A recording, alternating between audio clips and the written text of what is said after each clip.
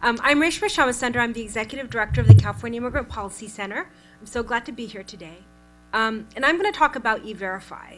For those of you who are not familiar with it, which I'm sure is most of you are, given the work that you do, I'll just give a brief background. But basically, the E-Verify program is a partnership between the Department of Homeland Security and Social Security. And and Social Security, and they have a database where employers can run a person's information through that database, and it comes up with either a match or a non-match, saying either they're eligible to work or they're not eligible to work.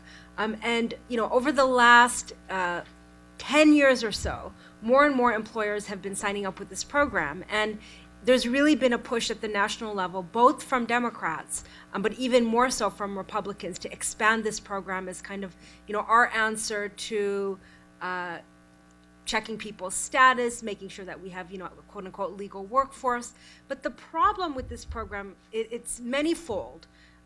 But a key problem is that it's actually a very, very flawed database. So there's lots of examples over the last few years of citizens, of green card holders, basically being dinged as ineligible to work, when in fact they are clearly eligible to work. And it's not a small thing to be deemed ineligible through the system. It sometimes takes them months and months after that to clear their name. And so it's, on the one hand, it's a problem, obviously, for our legal workers, primarily those who might be of Latino background or Asian background or an immigrant themselves. But on the other hand, it's also being used as a tool by many employers to actually harass workers and to keep down workers, particularly those who might be in a fight for workers' rights, whether there's wage and hour violations or other problems. And we've seen this recently. I'm going to talk a little bit more about this later, but we've seen it with employers like Hyatt, the Mi Pueblo grocery chain in the Bay Area, that really have been signing on to E-Verify, supposedly to check the status of their workers, but these are all companies that have been embroiled in pretty, kind of nasty fights, either with their union or workers, about the abuses that they're leveling against workers. So that's just the general background. And the reason for this campaign that we initiated in 2000, well, actually many years ago, but it finally passed in 2011, was because there's a number of conservative localities across California. Unfortunately, I was raised in one of them, Lancaster, California, that was passing local ordinances mandating the use of E-Verify in local businesses if they wanted to get a business license. And we particularly saw it in parts of kind of Kern County, Inland Empire, parts of Central California that were much more conservative. And so, we really felt as an immigrant advocacy organization that we needed to take action at the state level. So that's just the background around E-Verify. Now I'm going to talk a little bit about the campaign, which we actually started many years ago. We had run bills several times. I believe I don't have the exact date, but I believe beginning in 2008, and it failed a number of times. But we were able to begin to build momentum.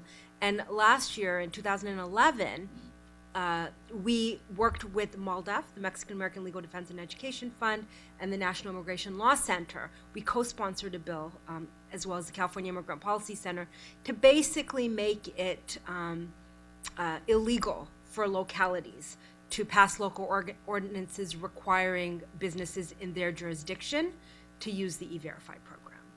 And when we started the campaign, we were hopeful, but given the track record we'd had over the last few years, we really, sat down and tried to figure out, okay, what was going to make this bill pass?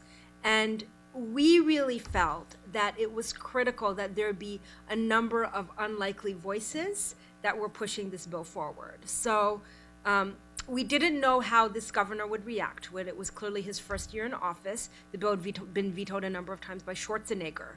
So it was also a new opening under the Brown administration that perhaps this would be something that they would be willing to advance.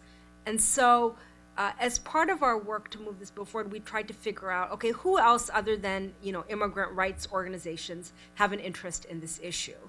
And the obvious answer to that are businesses that don't want the burden of, the administration of this program, that it's costly, and then there's many employers that we know depend upon an undocumented workforce. And, the answer is not the E-Verify E-Verify program. It's, immigration reform. It's things at other levels. But for a variety of reasons, in this particular case, and we at CIPC know that this is not the situation for every employment bill or workers' rights bill out there. But for this particular bill, business was a very natural ally. And so we were really able to get a lot of ambitious kind of businesses on board that had influence with the governor to move this bill forward. So some examples of that were the Agricultural Council of California, the California Chamber of Commerce, the California Association of Health Facilities, the California Association of Bed and Breakfast, Western Growers. You get the idea. There's actually more.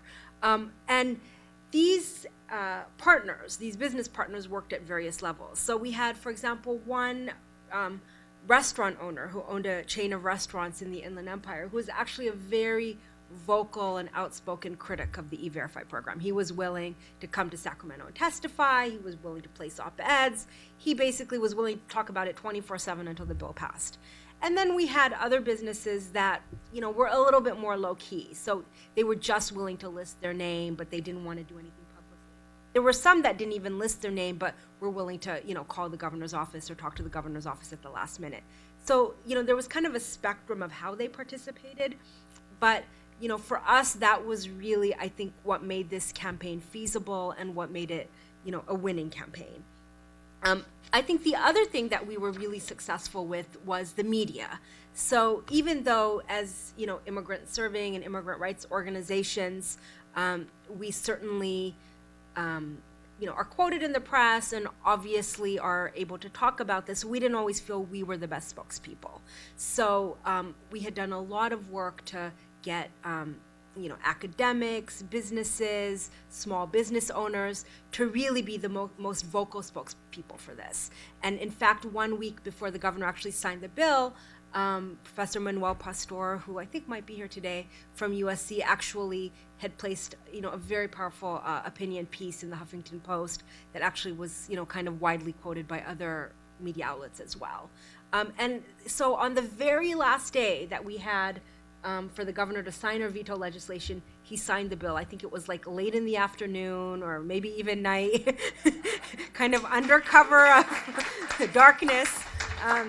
He did sign the bill, and I think we were surprised. We really had no idea how it was going to go. But I think that this bill was a testament to alliances, and for all the work that we've done over the years, whether it's on naturalization, whether it's on the Secure Communities program, whatever it is, it's finding those broad alliances, whether it's faith, labor, business, local law enforcement, that's critical for success as a campaign. I think in the breakout session we'll have time to talk about next steps, but I think just the thing that I want to underline is that the passage of this bill did not end, the issue of E-Verify in California.